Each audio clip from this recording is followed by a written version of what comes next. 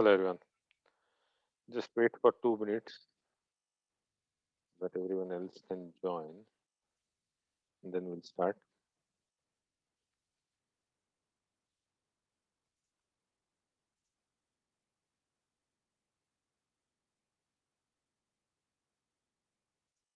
Okay, I see Rohi joining in.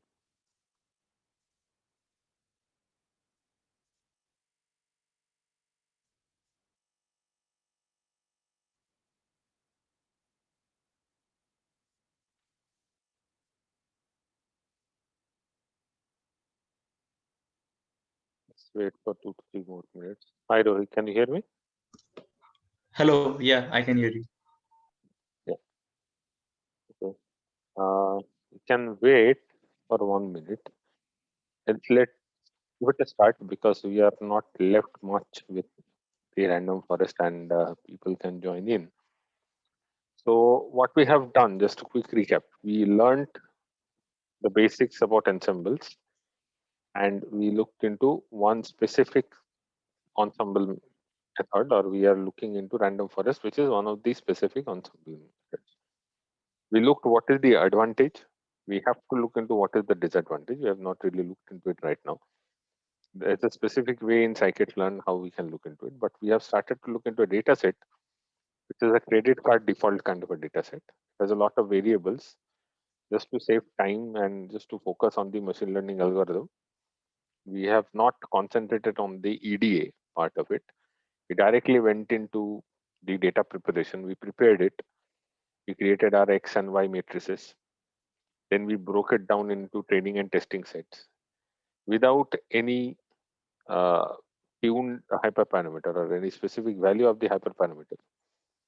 We fit a decision tree model and we get some outcome, right? We get an outcome which is something like this. Now, I know there is a class imbalance problem over here. That's why I will more be looking into confusion matrix. Now, there is one thing that I wanted to share with all. Most probably, I'll share that outside of this class. So there is a very good link that I have found, which explains really well as to what is the problem usually.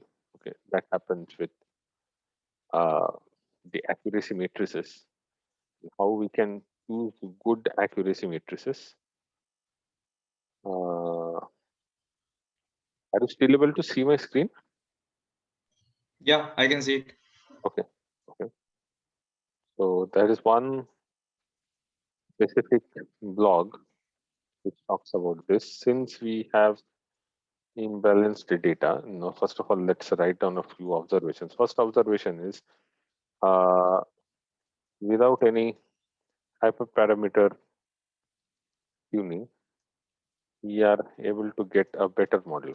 Okay, we are able to get a better model from our random forest classifier than the decision tree. That is already proved over here because we are concentrating on the F1 score.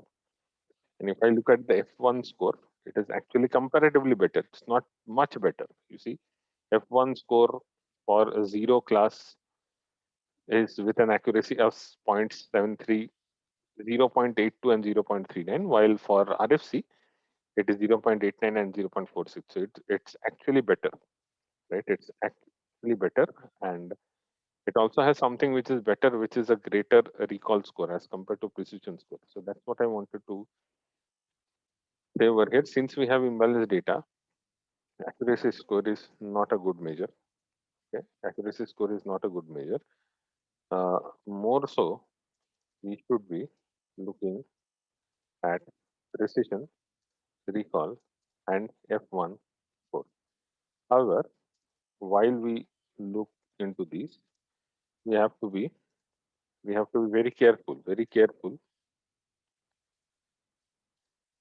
about which or the subjective uh, purpose of our use case. Right, a good link to read about these metrics. I'm going to say metrics used in classification learning method is, I found this very good link from Analytics Vidya. I'm just going to share it over here. This gives a very good overview about what we should use, what we should not use, when we should use, and so on and so forth, with some very good examples. Right? If you look at it, it will really be helpful. But now we have created the model. Let's see if we are able to improve it. Now, to improve it, I know what I have to do. Right? I know what I have to do. All I have to do is that I have to do the hyperparameter tuning. So I have to find out the best set of the hyperparameters. If I want to do the hyperparameter tuning, I need to know what are the hyperparameters which are there. I've already created a list, and I'm just going to take a copy of that list. Give me 1 minute. I think I did some mistake. I have a notebook where I've already copied it. Let me just take that copy. Give me 1 minute. Yeah. So I'll take that copy from my notebook, and I'm going to come back over here and paste it over here. Right.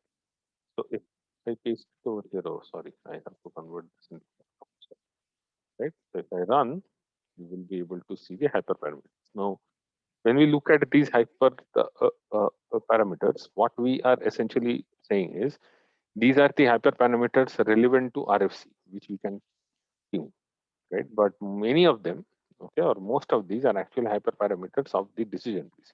If you look at the name, you will come to know. You see, we have already looked into max depth. We already looked into mean sample split, right? There are a few things which are new, right? For example, criterion was there into decision tree, but max features were not there, right? N estimators were not there. This is a new thing. Now, what is n estimator? It is an integer. The by default equal to 10, but in our version, it's equal to 100. We have already seen this, so this is outdated. I'll change this. In the current version of the scikit-learn library that we are using, this is equal to 100. So that's the number of trees. Okay, so number of trees which will be there in the forest is by default equal to 100. It has fit 100 trees with the default values of the rest of the hyperparameters. Right?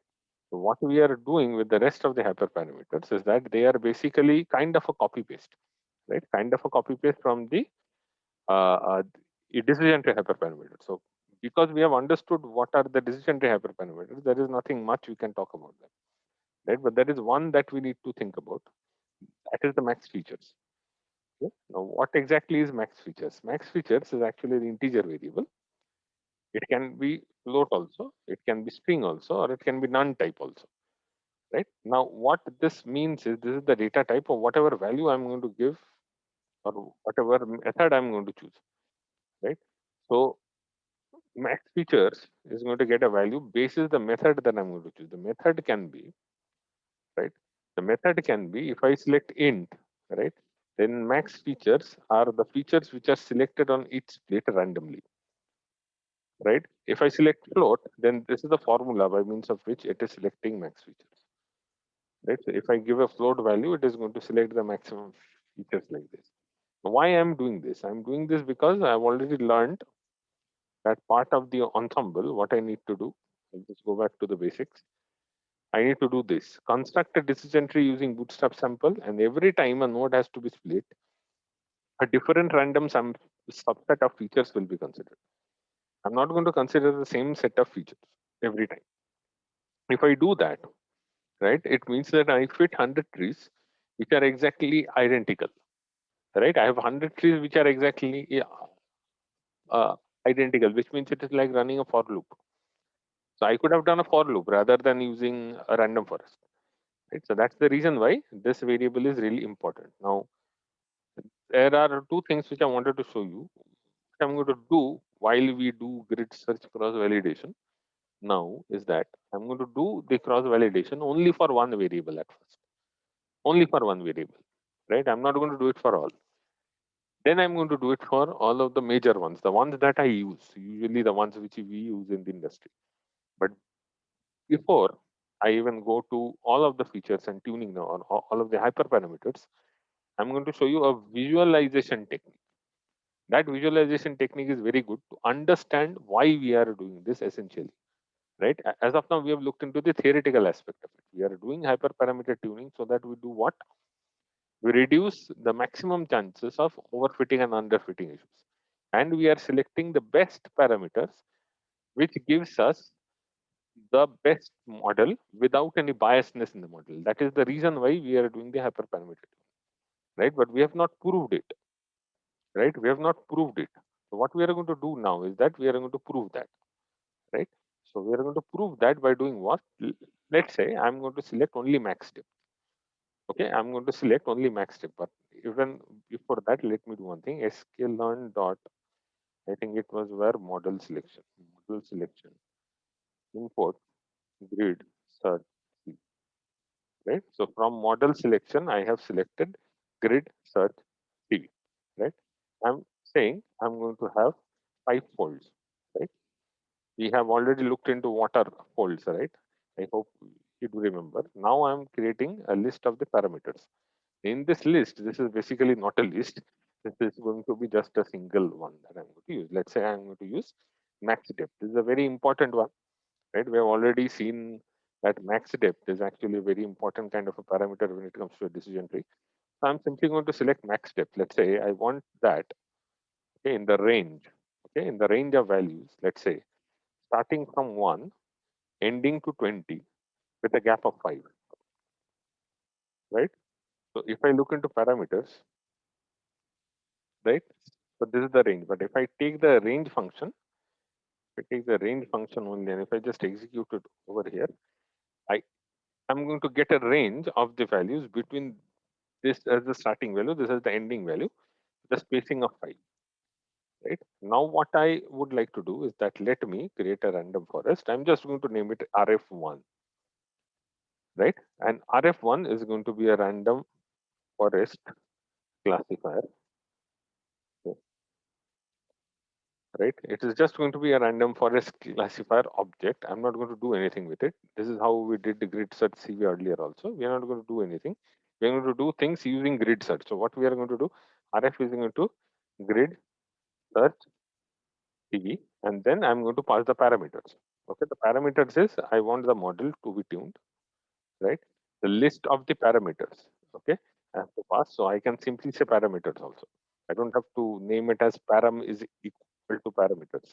And so on, right? Then I am going to give it a cross validation or a number of folds which I have. So that is n folds, right? I have n number of folds. Okay, n folds is equal to 5. And then I have scoring.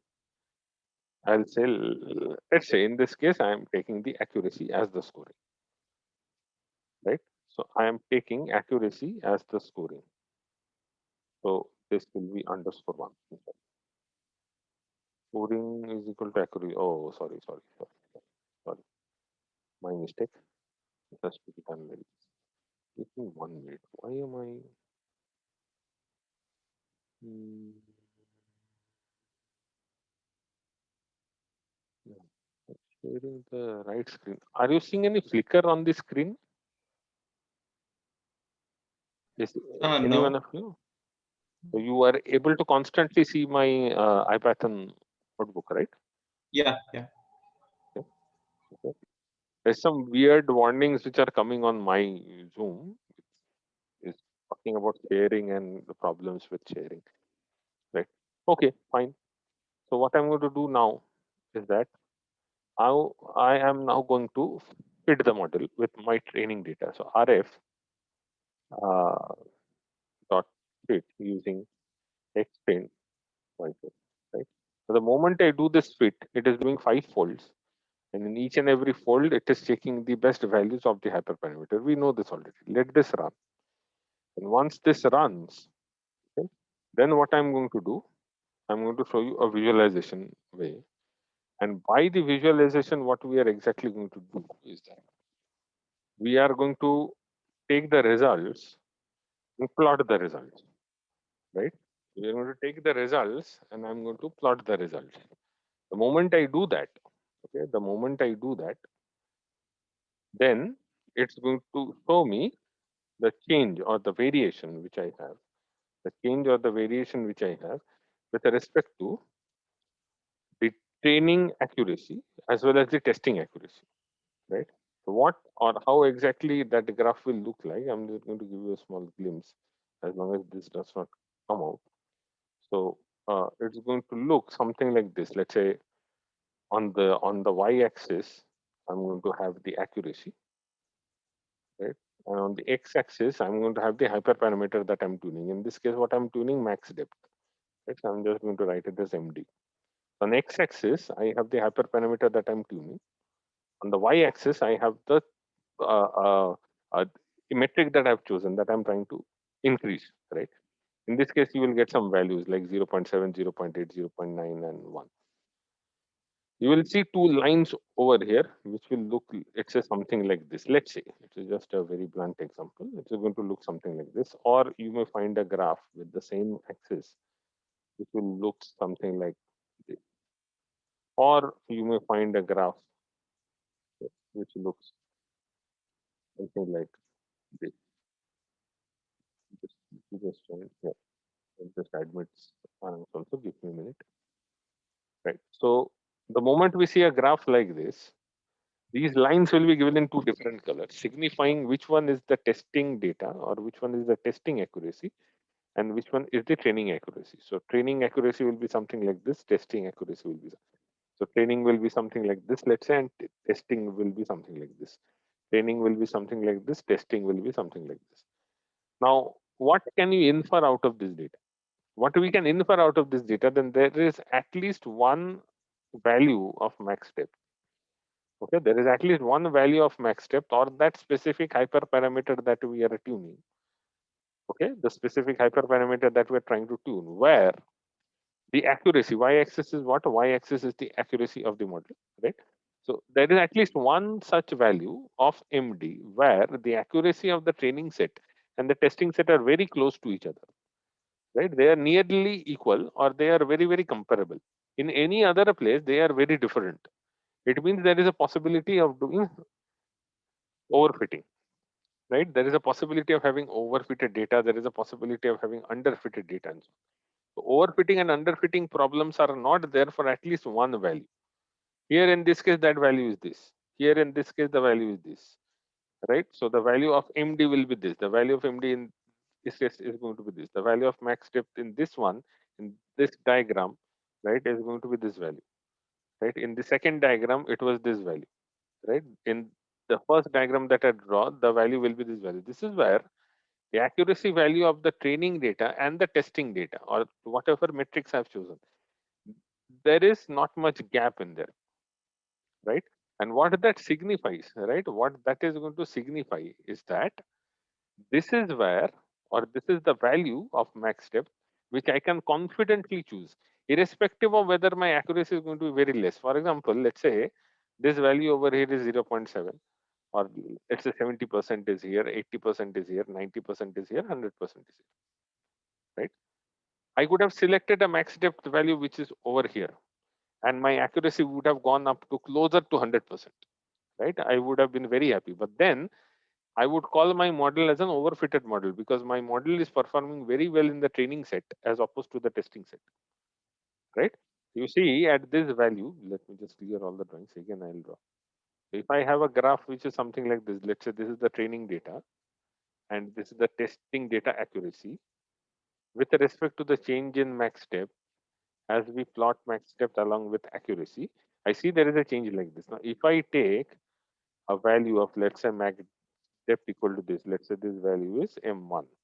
For this value, the training accuracy is much less than the training accuracy, right? So the testing accuracy is much less. The difference is very high, which means I may get a training accuracy of, let's say, 90%, right? But the testing accuracy will ultimately be, let's say, 70%, which means because this gap is there, this signifies there is an overfitting problem.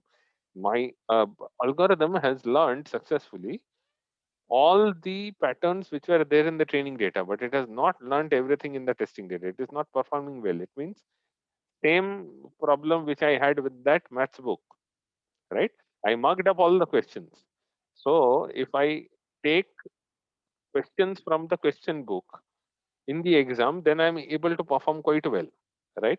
But if I give you new questions, right, then you are not able to formulate the things. You are not able to generalize things. So that's the reason why what we prefer selecting is this value.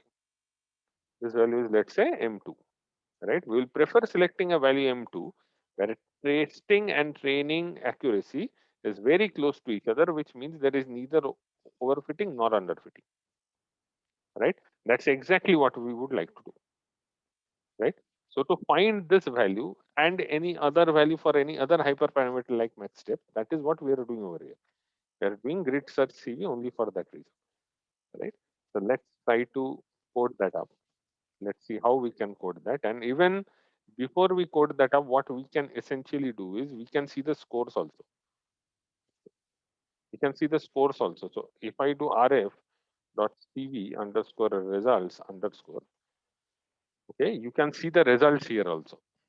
Okay, you can see the results here also. Now this does not look good, right? So what we are going to do, we are going to store this into, let's say, scores, right? And I'm going to call pd dot data frame and say scores, and let's take a head so that we don't look into all the data.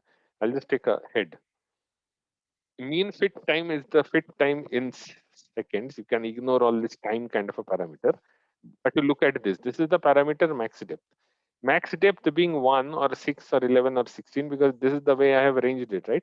We'll start from 1, then it will be 6, then it will be 11, then it will be 16. It's not going to consider 20 because the fifth value after 16 is going to be 21. So that is out of the range. So that's why it is considered only 4 values. And this is where you have each and every splits. How many splits are you going to have? 5 splits. Why? Because you have 5 folds. You have 5 folds, you have 5 splits, and it gives you the test score, right? It gives you the test scores of each and every split, and also the ranking, right? Which one is highest, which one is lowest. Now what I can do, I can take this and I can try to plot this. Now to plot this, I've already created a code which I have written in a notepad. I'm just going to do a copy paste so that I can save time. I'll just come over here and take a copy of that code, and I will put it over here. So what I'm doing exactly over here is I'm creating a figure of this size. I can also reduce this. I don't want this actually, but maybe if I need that, I will plot. I'm creating a grid. Then I'm going to plot the scores. Then I'm going to give it some labels. Then I'm going to give it the legend, and then I'm going to plot it. So what we are doing, we are taking scores max param max depth. So in the scores data frame, I have param max depth. I'm taking that value. Then I'm taking the mean train score, which is at the end. If you see, there is a column called mean test score. So I'm taking that and I'm labeling that as the training accuracy. Then I have a mean test score also. Okay, I have a mean train score. Okay, mean train score and a mean test score. So I'm taking both of them and I am simply trying to plot it over here.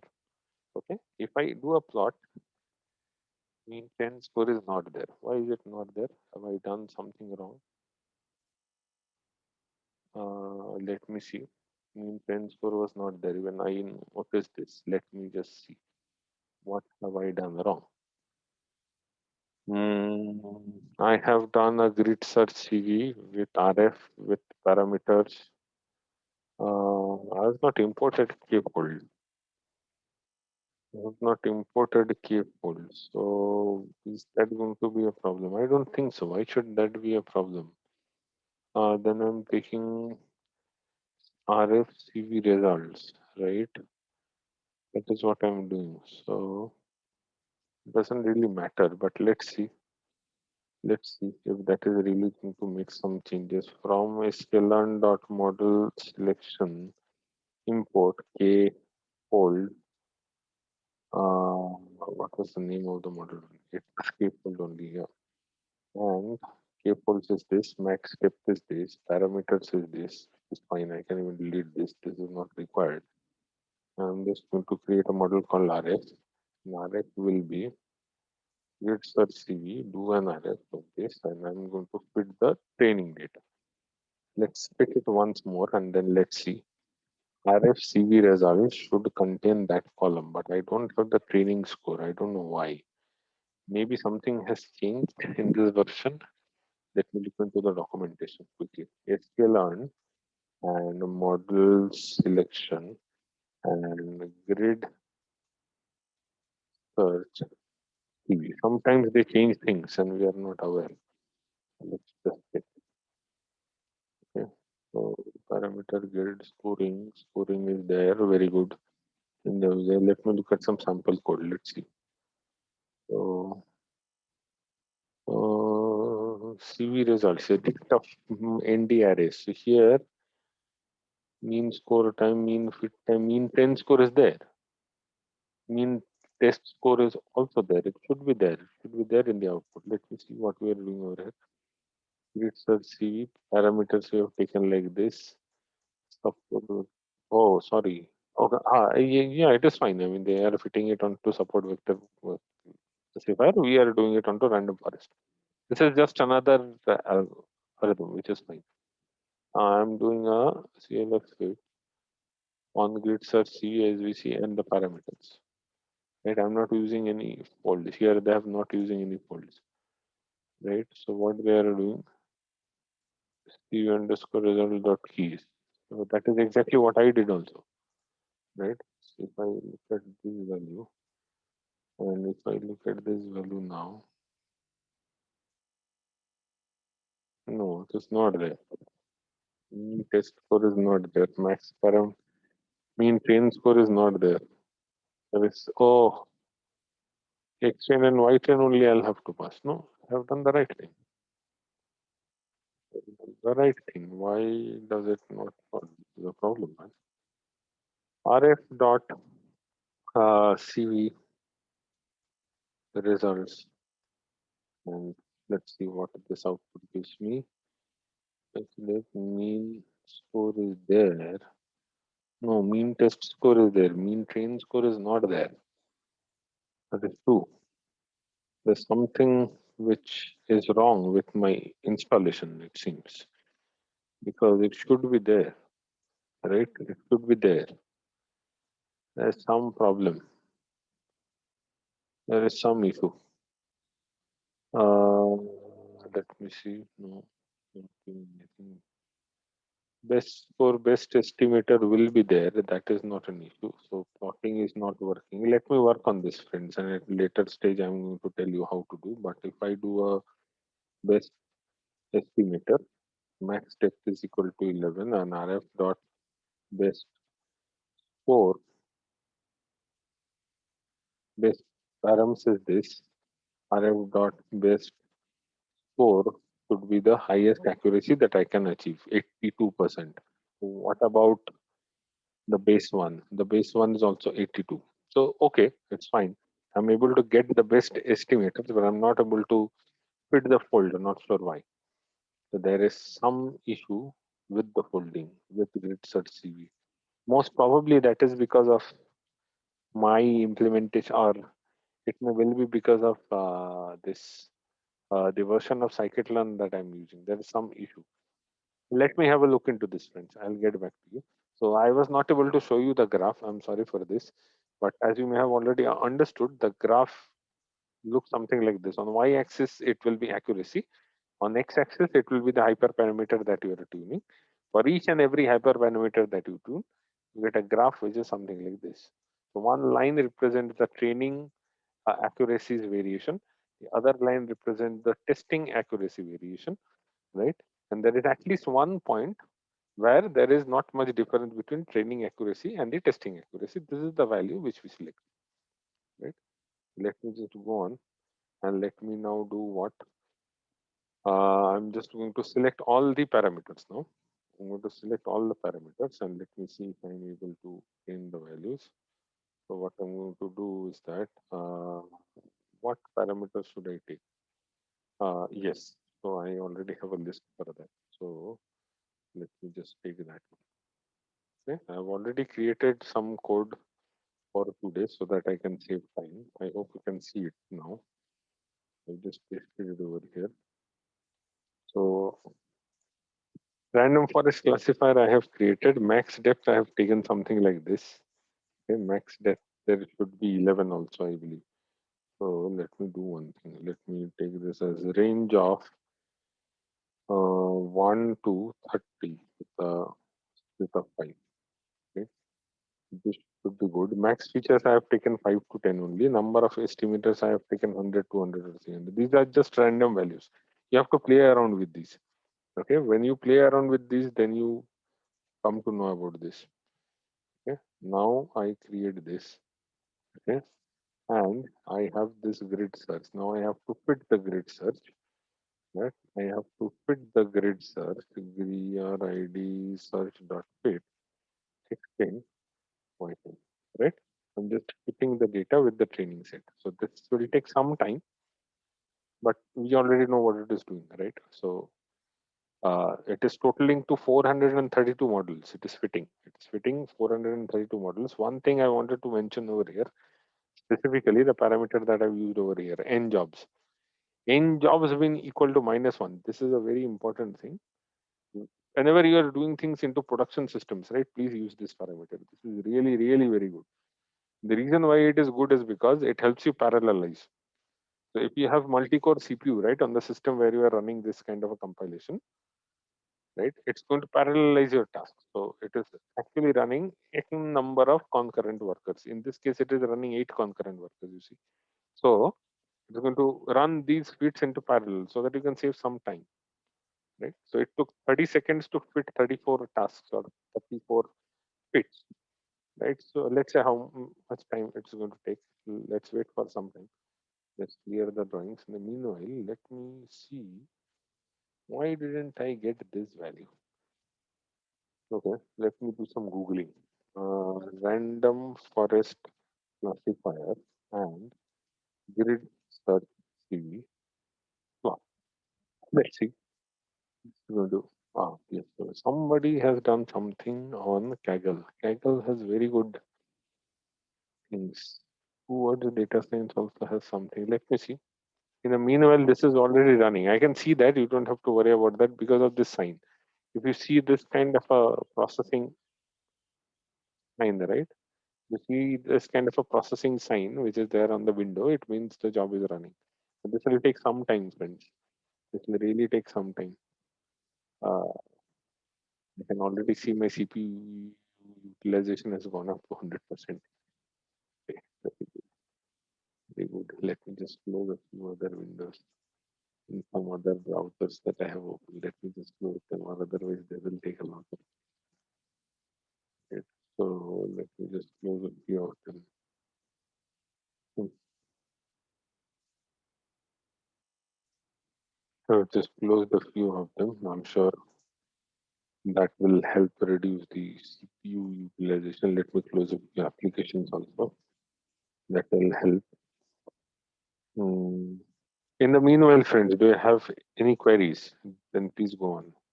Please go ahead and we can discuss your queries within this time.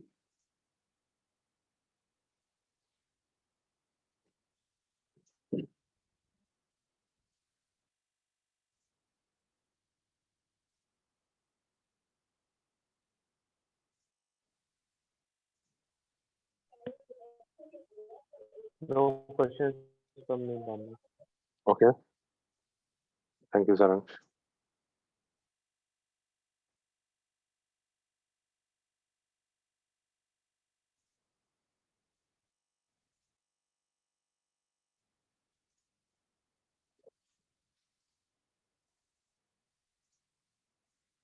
Yeah.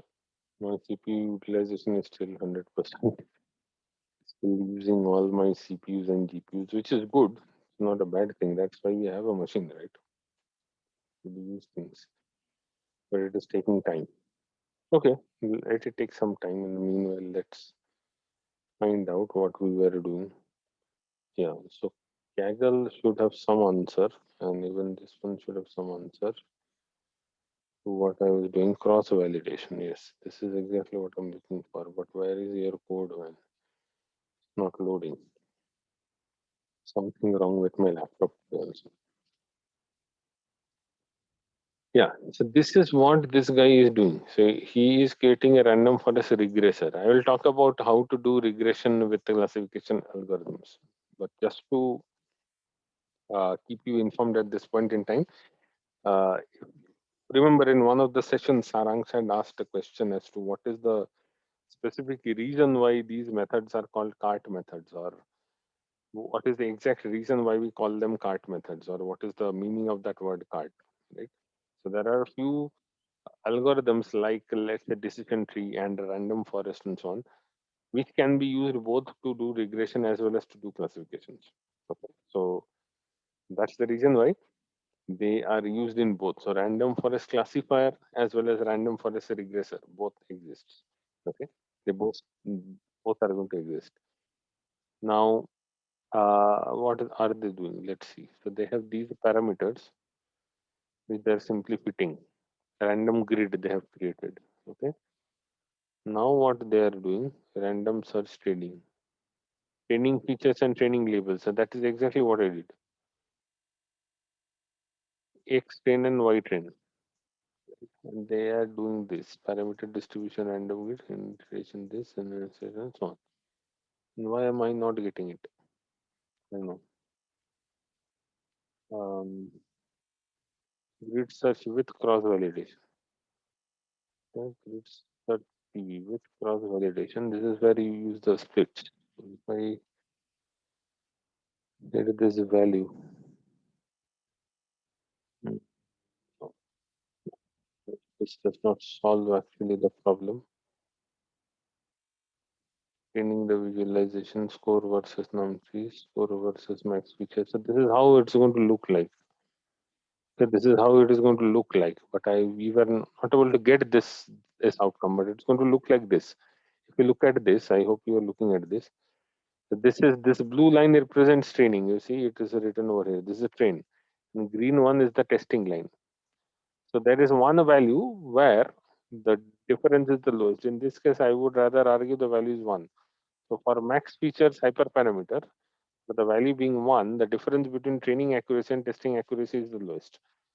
So if I'm building this model, hopefully they have also done the same thing. They will select a max feature value is equal to one. Right? They'll select a value where training and testing are closely matching. So let's check the best parameters. Best parameters is where best parameters is printed over where lead search with cross validation. Best params. Max feature 3 I have selected. Okay. Max features 3. So after 3 it is decreasing. That's why maybe they are selecting 3. 3. After 3, this difference is increasing. That's why they have selected 3. Let me just come down, see how many are done. 184. Okay, most probably, friends, we will not have time. We will be eating up all our time, and it will not work by today because my laptop is too slow. It is not working as expected. Most probably, I'll have to restart it 10 times, and then it should work.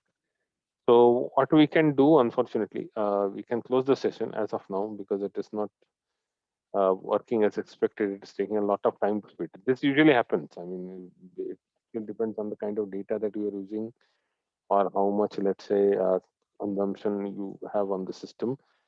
Most probably, next time, what we are going to do, we will use Google Colab. In that case, at least some part of this problem will be taken care of. So, in Google Colab, what happens is we use the CPU which is provided by Google, and that's why it is very easy, or it is actually better not to use laptop GPU. Somebody has dropped off. Okay, it has dropped off. Fine. I think if we have no more questions, we can close here for today. What do you suggest? We can close here for today. We can continue from Monday. We already know what we are supposed to do. We are going to find the best, let's say, parameters, right? And then we are going to fit, or we are going to use those to fit the model, right? Uh, Bhavik, just one question yes, yes. before executing. So let's say random forest has let's say the classifier, right? Let's say the most important field came out to be age for Hmm, hmm, hmm, classification. Okay. hmm. So can we also assume that this will also hold an important beta value in regression? It may be, it may not be, because the way random forest classifier, let me think, it is actually a linear model. It can be it can be implemented non-linearly also.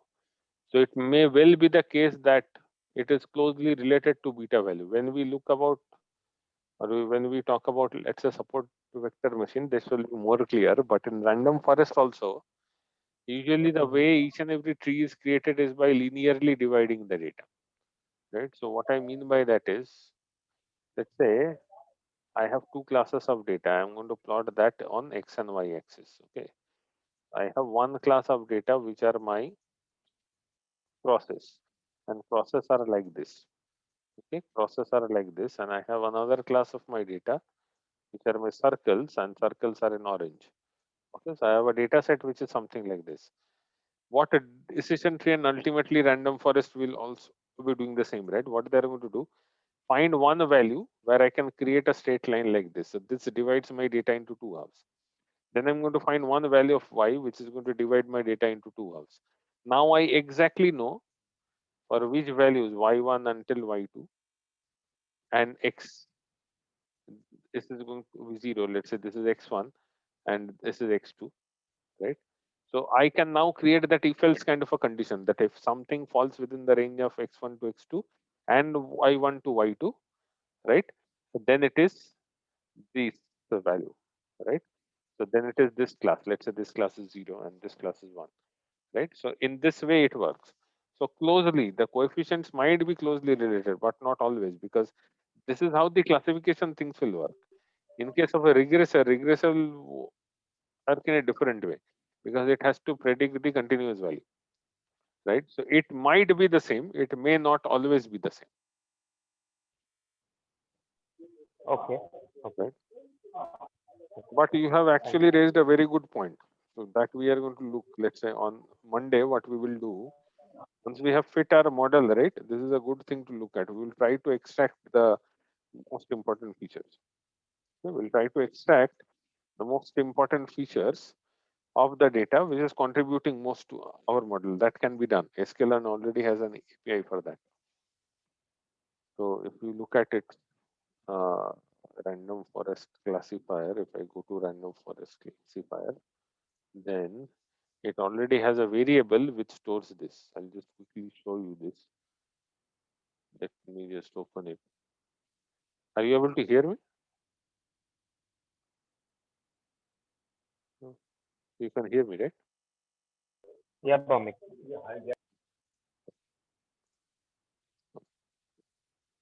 Mm, okay. But there is a parameter. There is a parameter. There is a parameter in out. Yes, this one. Feature importances. Okay.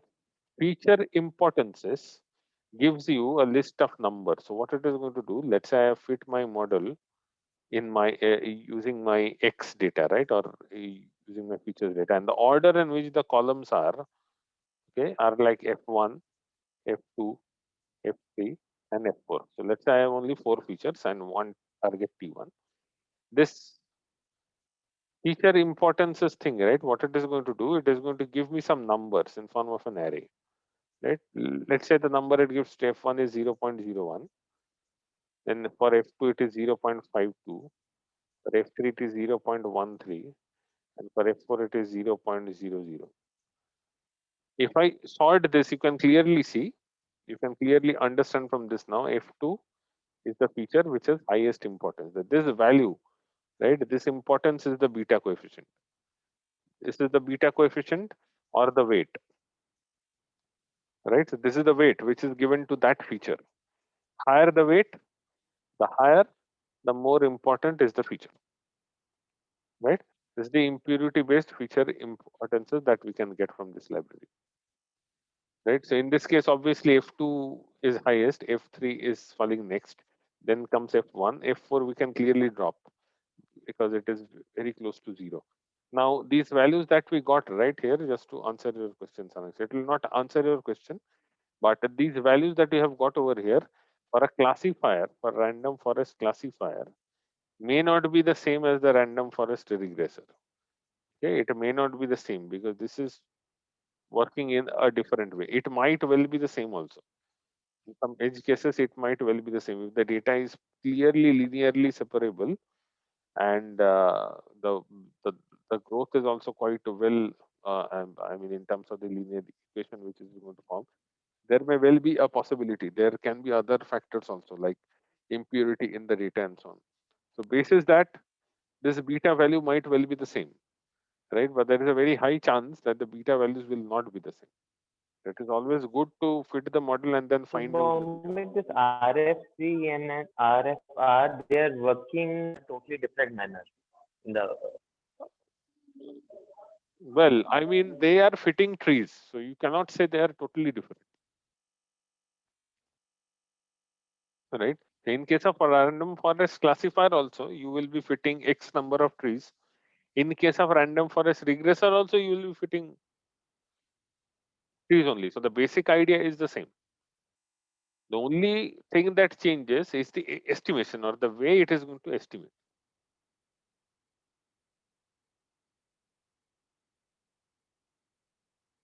Are you getting my point?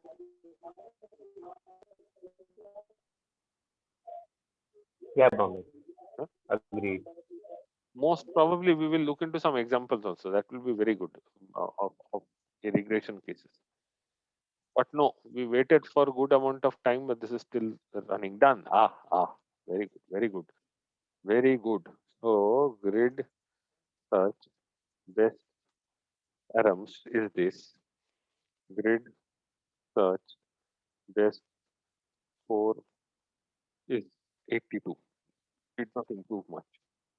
It did not really improve much. So out of the box implementation also gave us the same thing. You see, out of the box implementation gave us the same thing. Most probably, I don't know whether, I mean, the classification report might change. We can use that and fit a model, but let's see. Grid search dot PV result. In this PV result, do I have a underscore param max depth, param max features, param mean samples, param n estimator? Very good. Mm, okay. So hold on. Let me see. PD dot data frame. I'm just trying to confirm. Just give me 1 minute. Whether it is a problem with my library or whether it is a way I have fit. Or I can also say columns, right? If I do a column, then there is a mean test score, but there is no mean train score. No, something has changed in this version. I'll have to change the version of scikit-learn. Scikit-learn version has to be changed, or I can go to, let's say, Google Colab and try to fit this because the versions are actually different, and that's why it is not working. I may have to upgrade. Okay, let's see. But yes, we got the outcome. We can fit the model, so that should not be an issue. So I can fit the model, and then using this best score, what I can do, let me just take this. I'll simply take this and I'll create RFC new is equal to a random forest classifier and put all these values. Now it's going to give me some error. Why? Because I'll have to replace this with these signs with equal to. So I'll have to do something like this. This will be replaced as equal to. Then again, it will be replaced as equal to. And this will be replaced as equal to. Right? Now, okay. Uh, I have to get rid of the single quotes also. Not sure why I use them. Let me just get rid of that print. Should not be used over here because these are variables, right? How can we have single quotes within variables? Now it is fit. So rfc.new.fit, I'm going to give the training data and testing data, and then I'm going to say y red rfc new dot is equal to rfc new dot predict x test. Right, I'm going to do that, and then what I'm going to do, I'll simply copy paste my earlier code. Where is my classification report? I'll take this classification report over here and put it over here. and this is going to be the old one, right? This is the old one, and this is the new one. Okay, this is the new one. You see, it has changed a little bit, just a little bit, kind of a difference. So the accuracies have increased just a little bit with the proper set of the parameters that we have increased. But we can say that because we have done grid of validation, right? This is actually a better model. The new one that we have created. Why? Because we have chosen the parameters basis what? The values where we don't have any overfitting or any underfitting kind of a case. That's the reason why we did this, right? Okay, friends. I believe we are done with it's a random forest classification kind of a methodology. A regression we can look into most probably in the next class. We'll look into other ensemble methods also, and then we will look into regression. I hope there are no questions, friends, and we can close the session for now.